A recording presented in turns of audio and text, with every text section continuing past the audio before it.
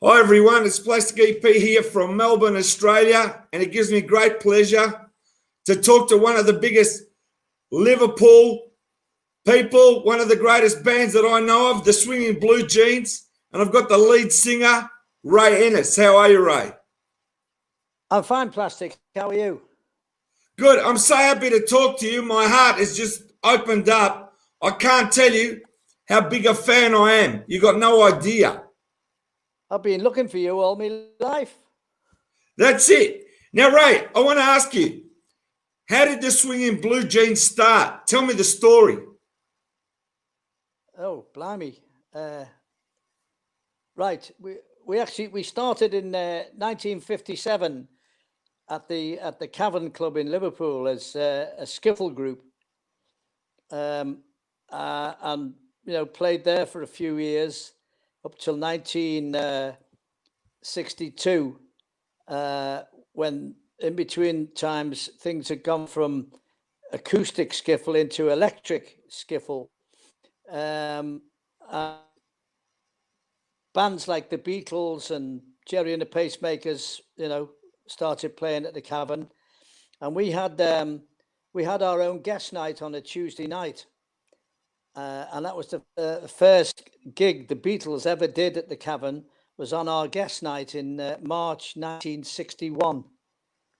So we gave them their big break, and I'm still waiting for me coming.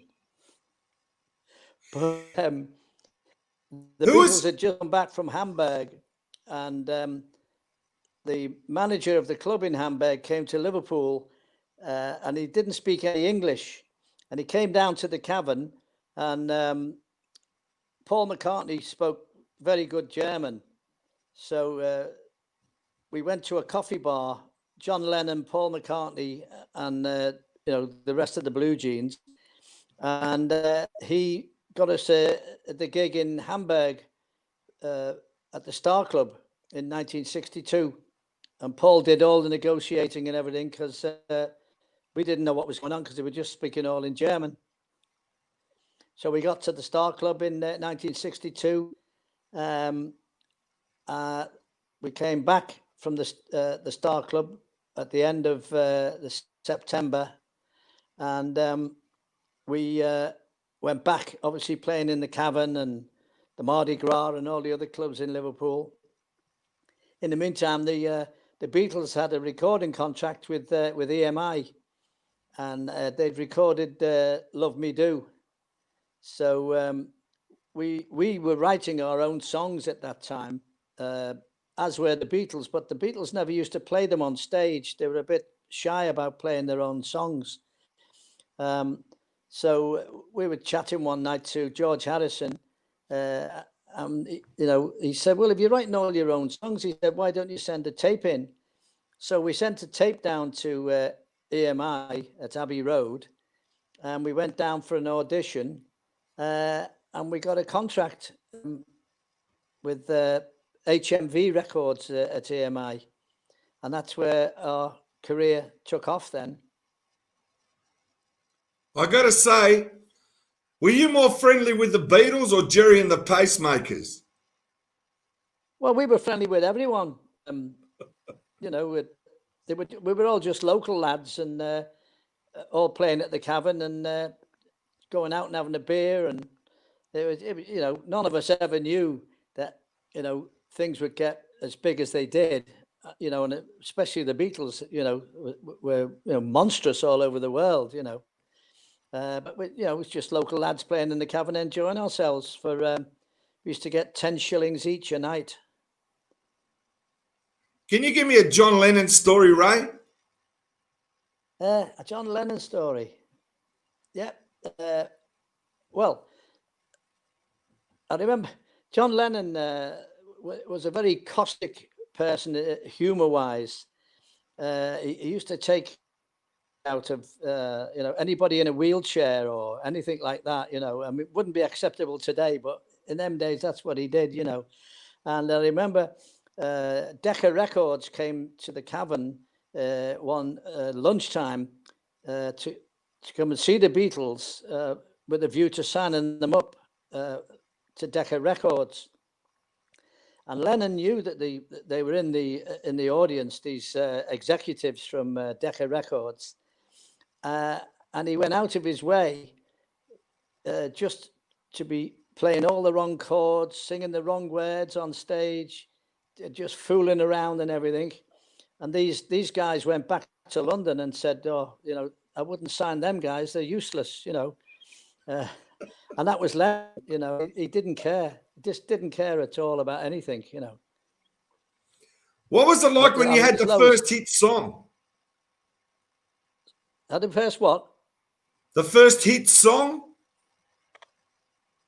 Our first hit song. Yeah. It was one that I'd written, which we went down and did the TMI for, which was called "It's Too Late Now," which went into the top 30, and we're over the moon. And we thought, well, that's it. If we, nothing else ever happens, we've had a hit record, and we'll all go back to proper jobs. Do you know Hippie Hippie Shake? Hippie Hippie Shake. The best version is your version. Hippie Hippie Shake. The best version. Thank you very much. I didn't realize how many versions of it there was. And somebody sent me a tape with all the different versions on, and including the original by Shan Romero. And I must admit, without sounding big-headed, yes, you're right, ours was the best version of it. Now, also, I got to tell you, Ray, the song that I love, the number one song, and I want you to tell me the full story of "You're No Good." That song is the most brilliant song. Tell me how that came to you and the story behind that song.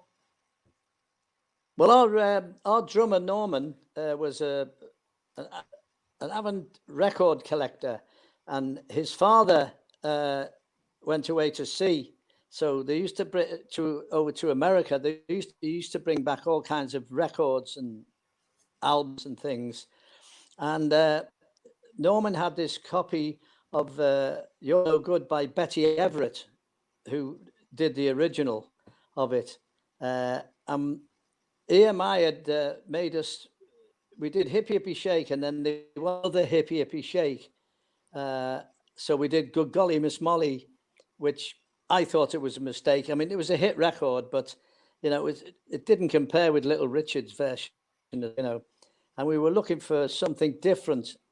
So we went back down to Abbey Road with "You're No Good" and a couple of other songs. And the recording manager, a guy called Wally Ridley, said, "Well, it's a nice song, but it's not hit material, So we stuck to our guns. We were convinced it was a hit record, and they released it anyway. And it went to number 3, which if we'd have followed up Hippie Hippie Shake with "You're No Good," I think "You're No Good" might have gone to number 1. But that song, I've got to say, tell me what happens after you release that song. I love the film clip. How big was the song with the people? Well, I remember playing it to, we were in Germany doing a short tour, and we were playing with an Irish band, and we played them the record, saying, "This is our next record." And this Irish guy said, he said, "That's a hit." He said, "That appeals to the youth. It just epitomizes the way the youth think." And he was right. I never thought of it that way myself, but at the time, but he was right. It did appeal to the youth because they all bought the record. That film clip where you're wearing those white and red striped shirts, it's the greatest, Ray. It's the greatest. You got no idea.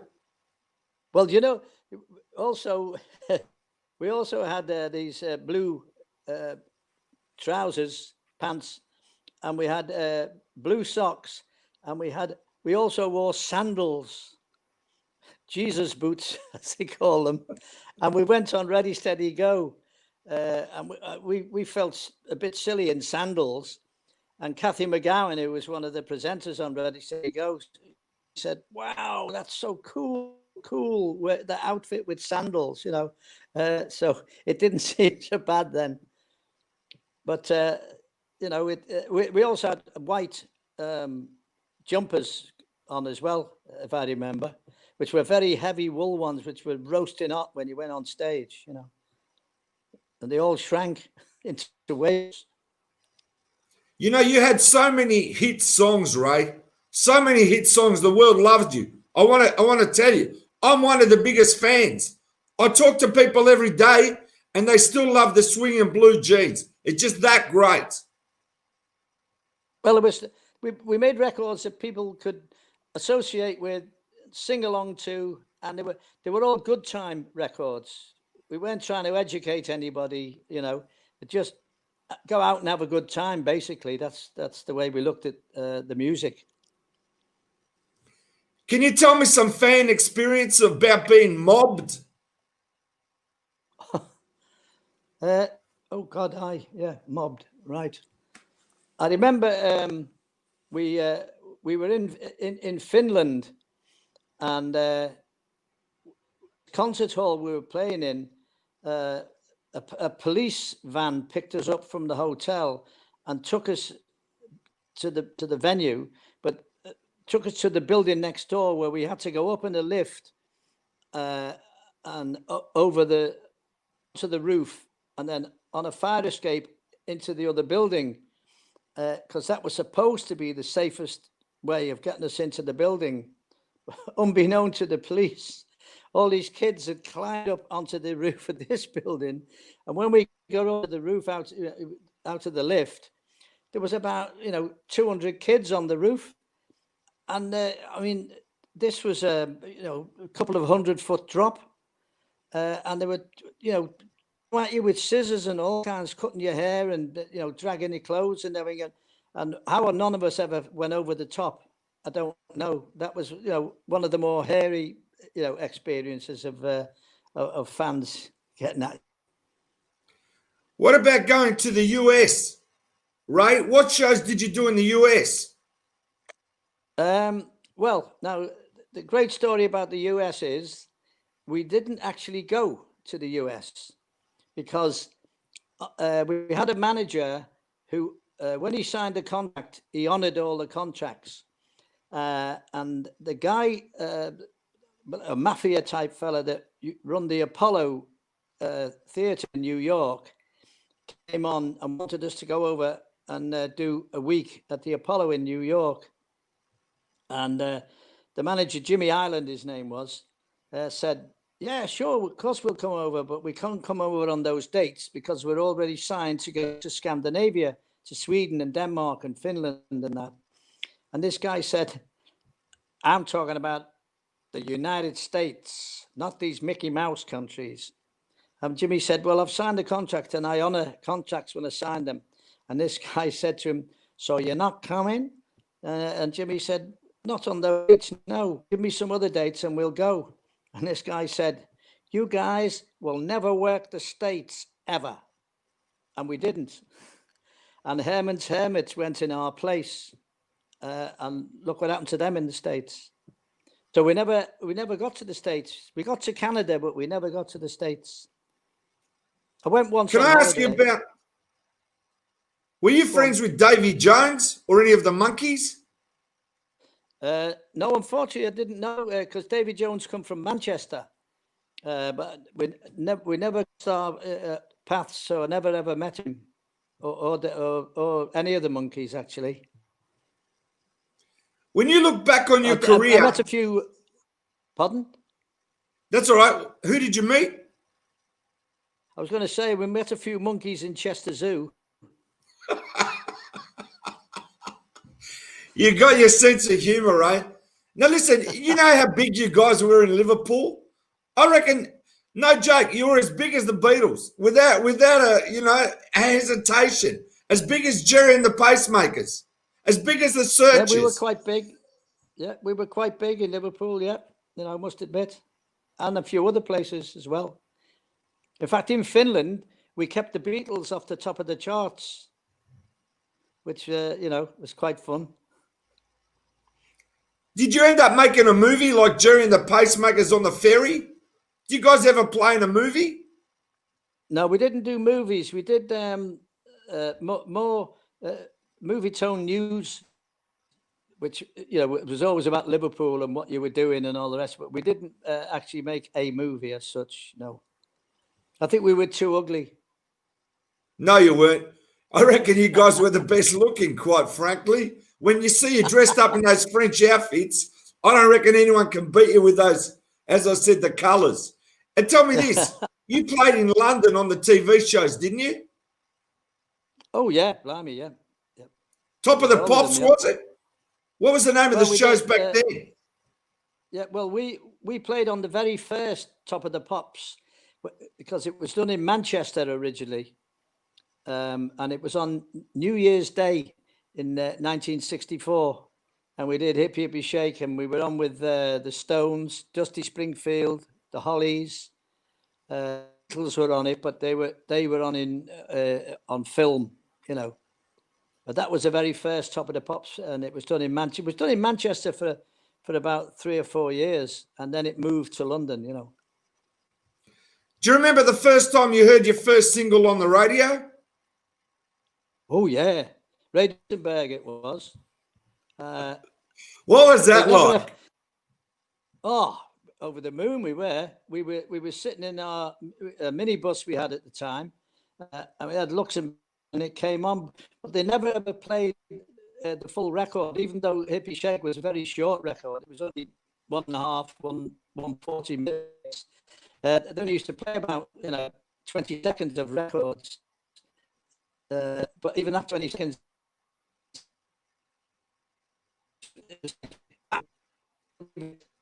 that's all right. I'm still here. Oh, you're back. Yeah, I'm here. The signal's breaking up a bit. I don't know. That's all right. So when you heard your first record, you're in the bus. Yeah, we were in our minibus. Yeah. And it was, we were coming back from a gig, and it was about 10 o'clock, 10:30 at night. And it came on, as I say, it came on Radio Luxembourg.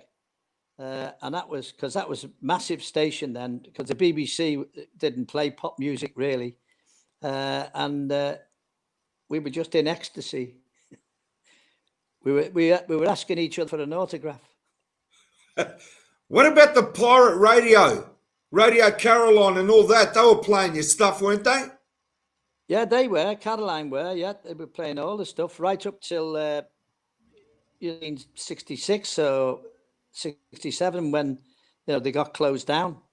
They were a very good outlet for getting your new stuff played, they should make a film about the Swinging Blue Jeans. They should make a movie, a documentary on your band. Well, they should. Well, yeah, we could. There's lots of things, you can't just think of them at the spur of the moment, but that much happened to us over the, all the years we were on the road. It would make a very interesting documentary. What is it that you remember most about your career? So people looking at this film in 20 years' time, new generations, what do you want to tell them, Ray? Well, the best thing that happened was traveling the world, and going to places that you'd only heard about in school or read about in newspapers, and you were able to go there. I mean, big countries, like Australia and New Zealand, were phenomenal to go there. But going to places like we did a tour in Israel in 1966, which was just after the 6-Day War. And that was a big experience there. And I was a Catholic, I went to a Catholic school. So seeing all these places that I'd been taught about in school was, it was unbelievable, And of course, my mum was a very devout Catholic. So when I came back and told her about all these places, she was so starstruck. I said to her, but Mum, where Jesus walked on the water at Lake Galilee, I said, we sat on a bench and chips there. And it sort of blew the myth a bit with my mum. She was a bit disgusted with that. They were selling fish and chips on Lake Galilee. But we, as I say, the place we went to, like, South Africa and, Singapore and, Bahrain. We used to do Bahrain almost every New Year's Eve, which was, great experience. And then going to places like we went to Saudi Arabia, where there was no booze, and I mean, for a rock and roll band with no booze, it was hell. We were lucky to play a note. What was what year did you first come to Australia? What year? It would have been. Let me look at it. In the 70s, I think it was about 70. It was a long time before we got out to Aussie, which was a shame, but it was worth the wait, because we played we did a gig in Melbourne. We did the Sydney Entertainment Centre. We actually went up to Darwin and nearly got fried in the heat. It was so hot up there, Jesus. We went to Perth, Kalgoorlie.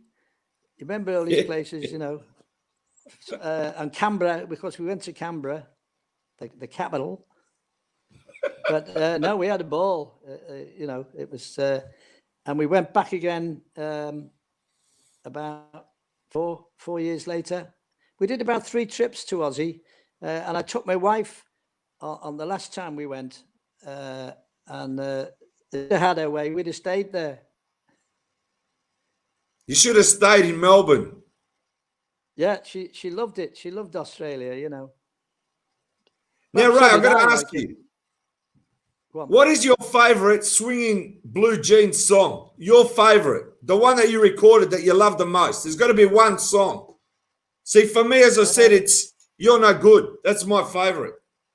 Yeah, well, I agree. That's a cracking one, but I preferred of the slow one, Don't Make Me Over. The Burt Bacharach, Hal David song. I was pleased with that one, because it's a beautiful, beautiful lyric, and I hope we did it a bit of justice, because Dionne Warwick did it fantastic, but we did it slightly more poppy than hers, But I was pleased with that one. Did Brian Epstein ever want to manage you? Yes, he did. Yeah, when was that? Can you tell me the story? Well, he was when he signed up the Beatles and the Big Three and the Pacemakers and Cilla Black, and then he said, would you guys, I'd like to sign you guys up, and we thought, well, he's got that many people on his books and he's concentrating mainly on the Beatles. We're going to be left in the shadows a bit, and we had another guy, a club owner in Liverpool, Jimmy Ireland, who was prepared to spend money, and he only had us. So we preferred to stay with him. So we said to Brian, thanks, but no thanks, because Brian was actually in love with our drummer, Norman. I think that's why he wanted to sign us more so than for our music. I got no comment. Now, I just want to say, did you lose? What was the guitar that you used? Your most famous 60s guitar when you first started. What guitar was it? Red one. I started off with I started off with a Hofner Club 40, and then when we went to Hamburg, we got such good money, compared to what we were earning in Liverpool. When I came back from there, I bought a Gibson ES 335 in cherry red, which I've used a Gibson 335 for the rest of my career, and I've still got one now. That red guitar, I reckon you're famous for the cherry red guitar. Yeah, that's what it got stolen in 1966, the original one, and I had to hire a guitar, and I couldn't find a cherry red Gibson anywhere, so I ended up with this Sunburst Guild. And when I used to go on doing the gigs, people, the fans would go and say, "Where's the red guitar? Where's the red guitar? It doesn't look the same. It doesn't look the same." So I had to order another one from the States, and that's the one I've still got now. And it's like a trademark. It was like Paul McCartney with his violin bass in a way, really. You don't expect him to play a Rickenbacker or whatever, I'm going to ask you this question because I know I'm going to let you go shortly, but I want to ask you, when you were touring around in your little van, when you first started, what do you remember about that time of taking the gear to gigs? Well, nobody had the road managers in them days, or a road crew, as they call them today. So you got to the gig and you unloaded all your own stuff, put it in, set it all up, and then obviously at the end of the night, you took it all down, loaded it all back in, and went home. And we used to store it in one of the lads' houses. The bass player Les, he had a bigger house than anybody else, so we used to store it in his house when we got back to Liverpool. So we'd unload it into his house, and of course on the next year we load it all up again and off we'd go. And they were the good old days, because when you got road managers that did it all for you, so you'd arrive at the gig and everything was all set up for you and everything. It made you a bit lazy, because it used to keep you fit. It was like going to the gym, lifting all this stuff. When we all put on weight there and we weren't lifting the gear. Ray, I got to say, you're a legend. There's so many people love the Swinging Blue Jeans. You look back, you play your records, and you're there in pop history forever. And I want to say, the Swinging Blue Jeans are right up there with the Beatles, Jerry and the Pacemakers. And all I want to say is, from the bottom of my heart, I'm one of your biggest fans. I want you to know that. Well, Plastic, it's been absolutely wonderful talking to you. One of my big ambitions, because I'm 80 now, but I'm still doing gigs, is I want to do one more time in Australia. I really do want to do another, some gigs in Australia. So if there's any agents out there who are interested, I'm available and I'm cheap. And I'll tell you what, Ray, if you come, I'll come and see you. Don't worry. Oh, if you didn't, I'd be very upset. I want you to, and I'll bring a record for you to sign. I got to say, Ray, you are a legend. And you know what I'm going to do? I'm going to go and play You're No Good and watch all your clips tonight because I just love them. I just love them. Okay, Plastic. Thank you very much indeed for getting in touch. It's been a pleasure. Thank you so much, Ray. All the best. Say hello to your family. Yep. And remember this, Ray. All right? What? The world loves you. Remember that. The world loves you. Okay? Thank you so much. Thank you so much. I feel See you, Ray. Now. Take care, Plastic. Thank you, Ray.